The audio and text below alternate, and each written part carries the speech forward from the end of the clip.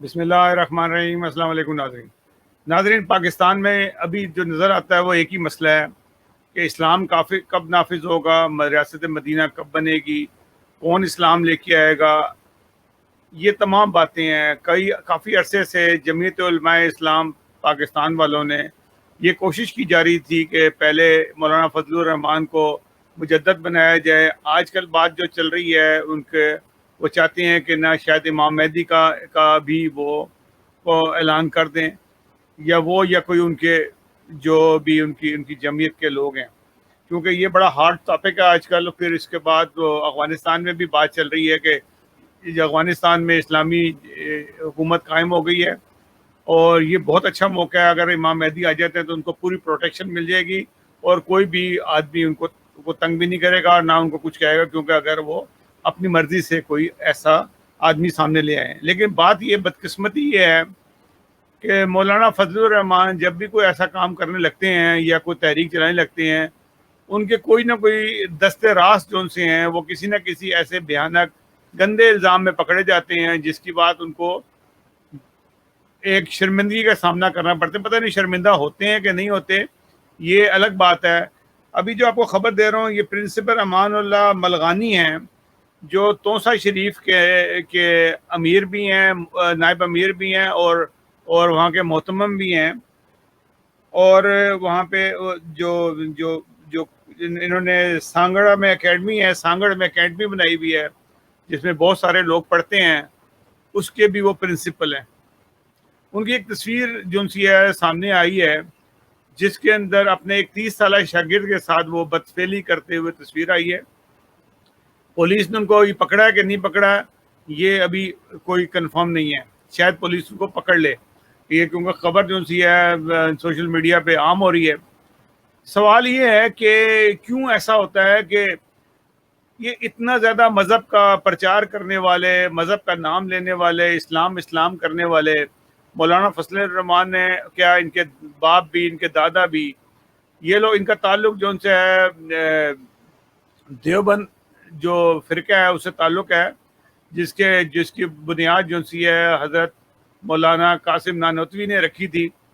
حضرت مولانا قاسم نانوتوی رضی اللہ تعالیٰ عنہ ایک نیک انسان تھے، اس میں کوئی شک کی بات نہیں ہے، اور ہم کون ہوتے ہیں کہ ان کے اوپر کوئی بات کریں۔ مجھے جہاں تک میں نے ان کو تھوڑا بہت پڑھا ہے، مجھے ان کی بات میں، کلام میں ایک نظر آتا ہے کہ یہ خدا تعالیٰ کا بندہ ہے، جو ایک عالم ہے اور ایک دیندار آدمی ہے، جس نے بہت اچھی کتابیں لکھی اور جس کے اوپر اتنے لوگ ماننے والے ہیں۔ لیکن ان لوگوں نے، یہ جو مولانا مفتی محمود اور مولانا فضل الرحمان، ان لوگوں نے اسلام کو جو بدنام کیا، نام لیتے رہے دیوبند کا، اور دیوبند کو اتنا بدنام کیا کہ لوگ دیوبندیوں کو بھی یہی سمجھتے ہیں کہ ان کے اندر جو بدفعلی کے اندر پکڑے گئے ہیں۔ اس سے پہلے چند دن پہلے کی بات ہے کہ مفتی عزیز الرحمان بدفعلی کرتے ہوئے ان کی ویڈیو آ گئی، اور ایک ویڈیو نہیں، 5 ویڈیو آئی ان کی۔ پہلے وہ ماننے کہ جی میرے ساتھ ظلم ہوا، پھر کچھ لوگوں نے پروگرام کیا جی یہ قادیانیوں نے ویڈیو بنائی ہے، اور پھر چلو قادیانیوں نے ویڈیو بنائی ہے، بات تو یہ ہے کہ اداکار تو آپ ہی تھے نا، آپ ہی کی ویڈیو بنی ہے، یہ بھی ویڈیو کے اوپر یہی الزام فائنلی رہے گا، کیونکہ ہمارے ملک کا قانون اتنا کمزور ہے۔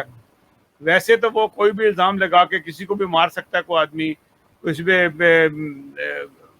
جیسے کہ کوئی توہین رسالت کا الزام لگا دے یا قرآن مجید کی بے حرمتی کا الزام لگا دے۔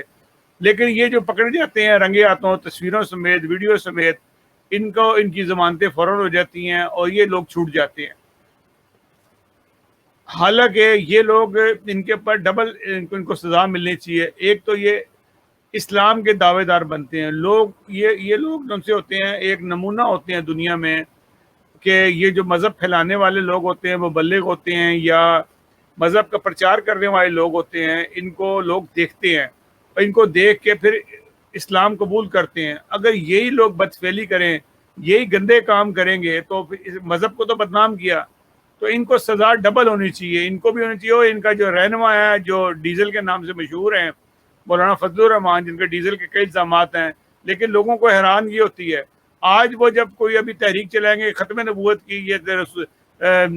یا رسول لبیک رسول اللہ کی، یا کوئی بھی چلائیں گے، لوگ ان کے پیچھے پھر چل پڑیں گے۔ وہ یہ نہیں دیکھیں گے یہ لوگ بدفعلی کرتے ہوئے پکڑے گئے ہیں، کئی دفعہ گندے کاموں میں یہ پکڑے گئے ہیں۔ مولانا سمیع الحق جو ان کے پارٹنر بھی تھے پہلے، ان کا آخری جو ان کا مرڈر ہوا تھا وہ کس کام کے دوران مرڈر ہوا، کس نے قتل کیا، یہ سب لوگوں کو پتہ ہے۔ لیکن لوگ جو سے ہیں، لوگوں کے کی نہ آنکھیں کام کرتی ہیں، نہ کان کرتے ہیں، نہ ان کے اندر طاقت ہے سوچنے کی۔ یہ کیوں نہیں سوچتے کہ یہ لوگ ایسے ہو سکتے ہیں، یہ خدا کے نمائندے ہو سکتے ہیں، یہ اللہ تعالیٰ کی طرف سے آئے ہوتے ہیں، جو اس قسم میں کام کر رہے ہوتے ہیں۔